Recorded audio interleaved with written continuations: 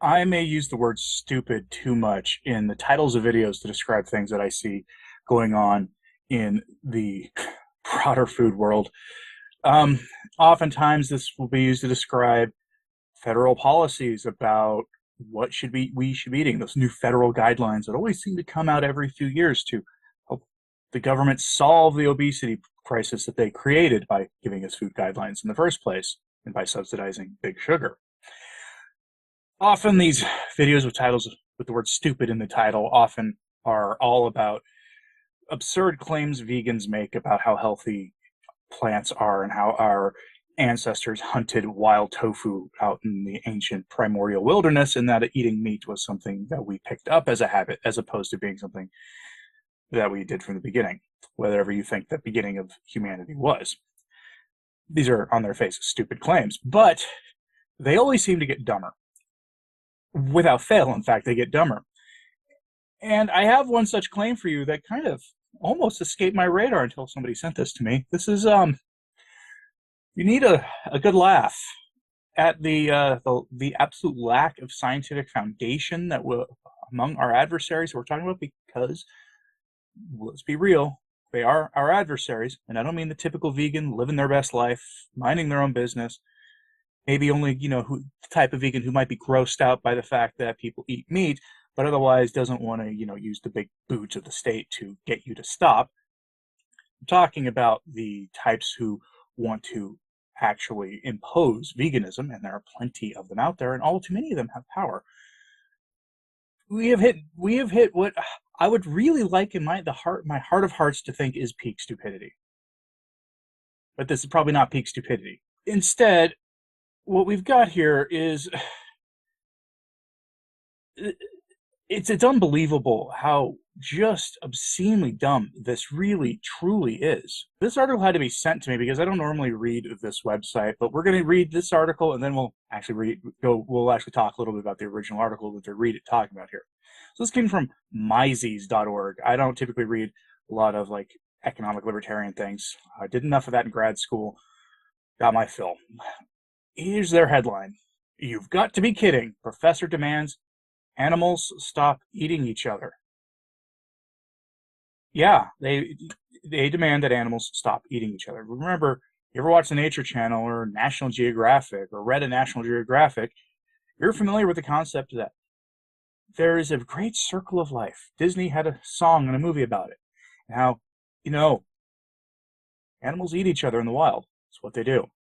This isn't news to anybody probably watching this, but that's what they do.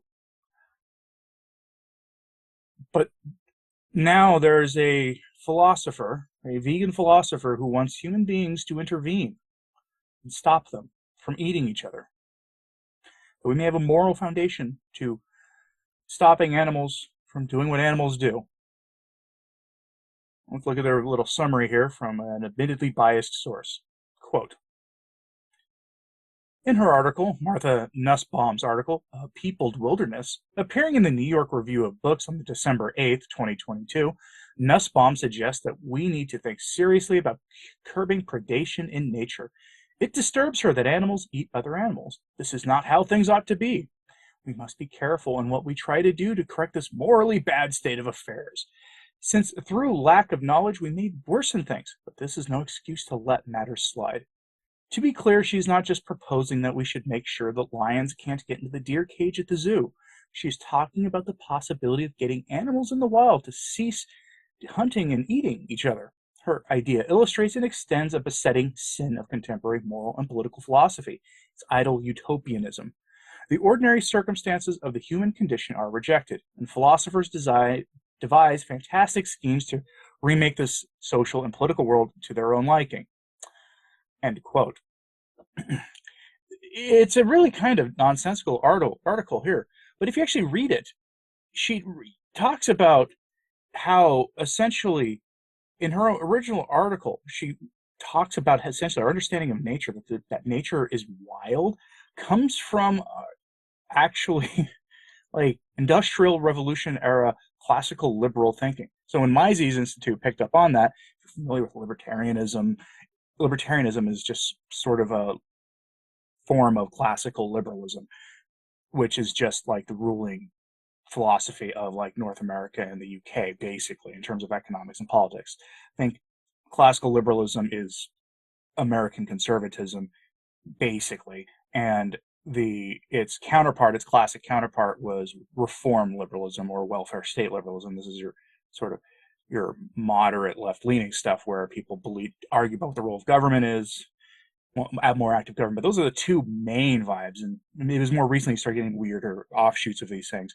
But so Mises picked this up for probably ideological reasons, but they're not exactly wrong here when they talk about this, because she actually says that our understanding of nature comes from political ideology. That the concept of wild nature doesn't really exist. That's bizarre. That, I mean, we aren't just seeing animals in the wild doing what lions do because, you know, our parents and grandparents were essentially what we might call libertarians today. It's a weird idea.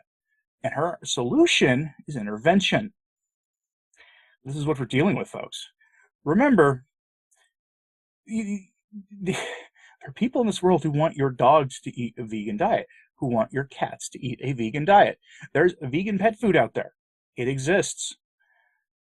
I can't even begin to imagine how bad that stuff is. I mean, pet food at the grocery store and even the stuff at the pet stores and the doctor's office, like your vet's office, those things aren't very good. There's a number of people who are carnivore who have pets, and what do they feed them? They feed them a species appropriate diet, meaning mostly meat, if not all meat. And what happens? Their animals thrive. I'm sure you're floored by this statement, that when you feed a dog or a cat predominantly meat, they thrive. That suddenly their coats get shinier, and maybe they stop with like the weird rashes some of them get, and they get more energy. They start acting like they're years younger if they're an older animal. I'm sure this floors you to know that obligate carnivore animals, when fed an obligate carnivore diet, are suddenly healthy. This is news, I know, but this would be news to many people who have taken food and turned it into like a substitute for philosophy or religion or guiding principles or what have you. And that's what we have here in this article. And I'll try to put both of these in the pinned comments so you can read them for yourself. The New York Books one is, of course, behind a paywall, but I'll try to put the archive.is article so you can read the web archive of it, because this is loony stuff, folks. This is really out there, and this is what we're dealing with. Remember, this is not far off from the same thinking that says that okays one of the most notorious billionaires in the world from buying up all the farmland he can get his hands on, while also advocating that everyone switch to a plant-based diet. This is the same people who lobby the U.S. government to include the food bills, the farm bills, everything else, more direct funding of vegan food industries, and to cut funding like subsidies for ranching. These are the same people who do that, who want to use the power of the state to influence your and my food choices beyond anything that is reasonable. Even government food guidelines at this point should be debated, because they have been nothing but a catastrophic failure for 60 years. But that's not the world we live in right now. We live in the world they created. And what we have here is honestly the logical outcome of it. After all, if you can convince people that human beings really shouldn't eat red meat, the stuff that our ancestors spent weeks away from home to bring back home, if you can convince people that red meat's bad for you, you can convince them of almost anything. And this woman decided to test that theory. What do you think? Do you think she should be, lead the way? She should go out there with a bowl of basically glorified cat food out into the wild and report back how it goes when she tries to get a lion to stop going after a gazelle? Let me know in the comments, please. Like and subscribe if you haven't. It really does help, as does sharing this on social media. That helps too. I'm Anthony Stine, the Practical Carnivore, and I'm a little dumbfounded right now, but thanks for tuning in.